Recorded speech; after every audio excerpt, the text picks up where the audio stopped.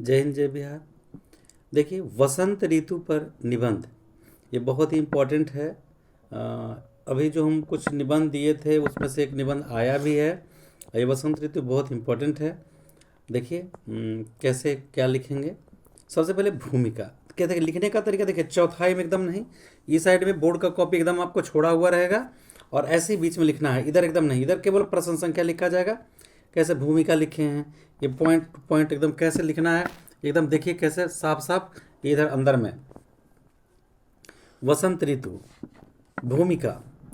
वसंत ऋतु 6 ऋतुओं में सबसे उत्तम, सुंदर, आकर्षक, रमणीय एवं मनोरम है।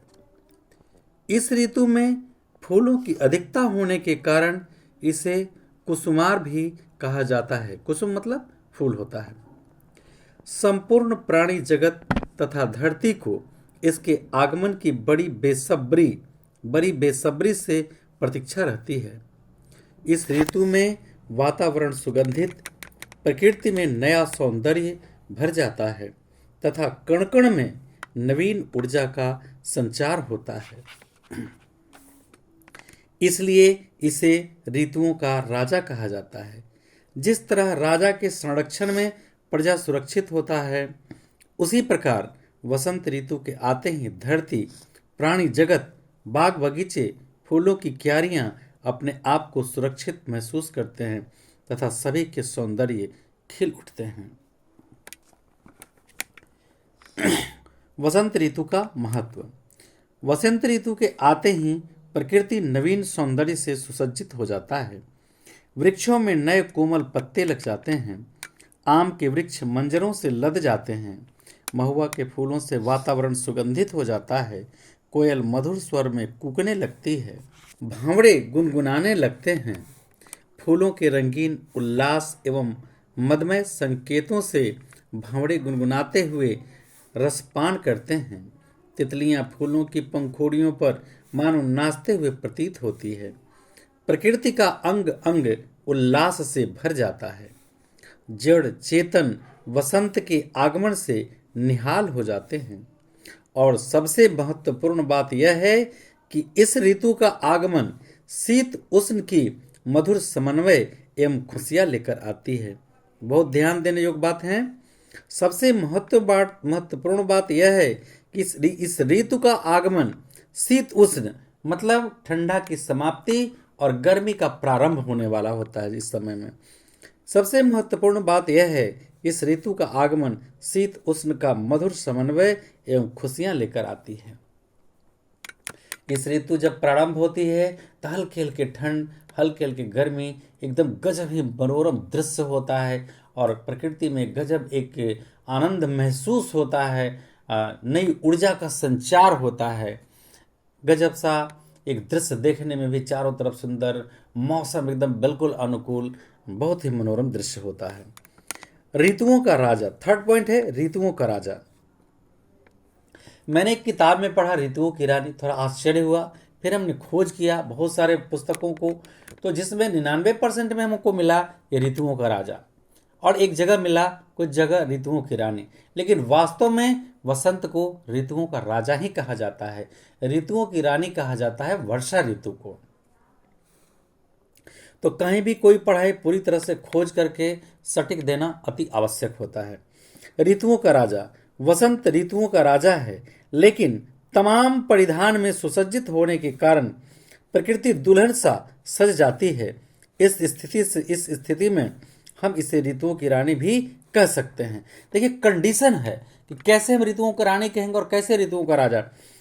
चारों तरफ वातावरण सुगंधमय हो जाता है।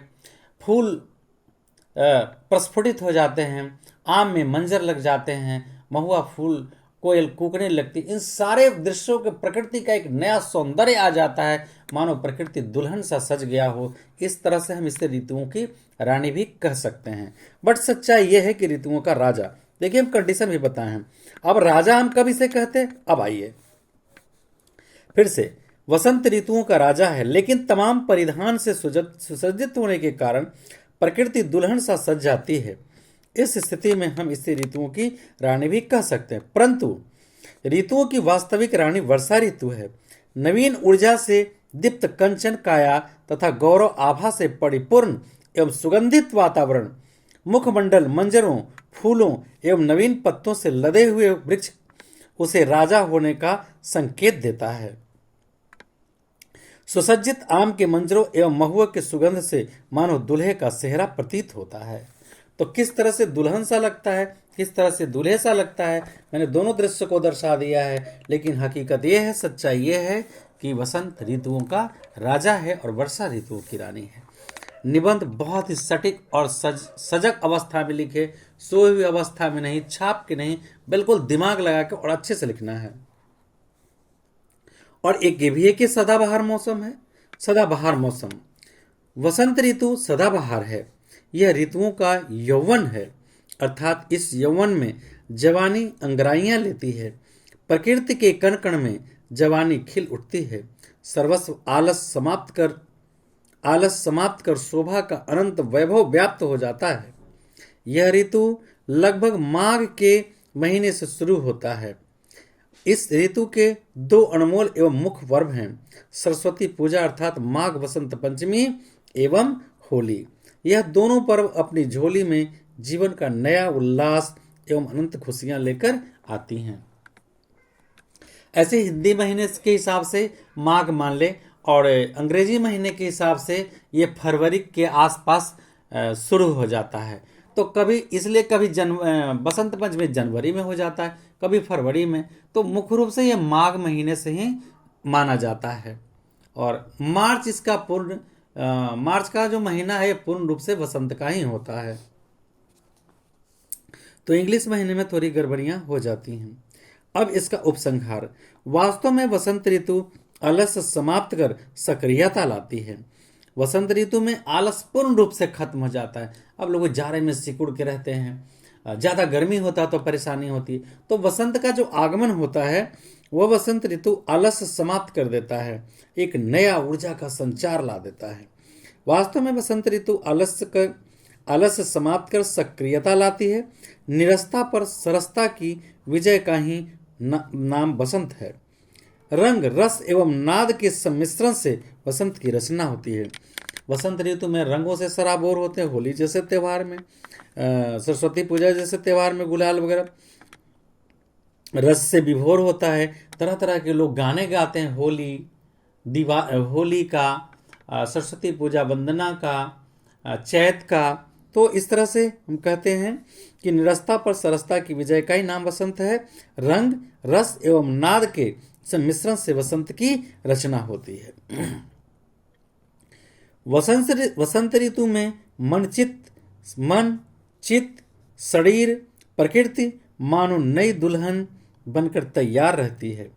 जब अंतरात्मा से गीत प्रस्फुटित हो, आत्मा हर्षित हो, प्रकृति सौंदर्य भरा हो, तो यह मान लें कि प्रकृति में वसंत का आगमन हो चुका है। बसंत है, बहार है, मनमोहक गीत की पुकार है, फूलों से सुसज्जित प्रकृति सुकुमार है। वसंत की पुकार है, वसंत की पुकार है, वसंत की पुकार है। जय हिंद, जय बिहार। आप सभी लोगों को बहुत सारी शुभकामनाएं।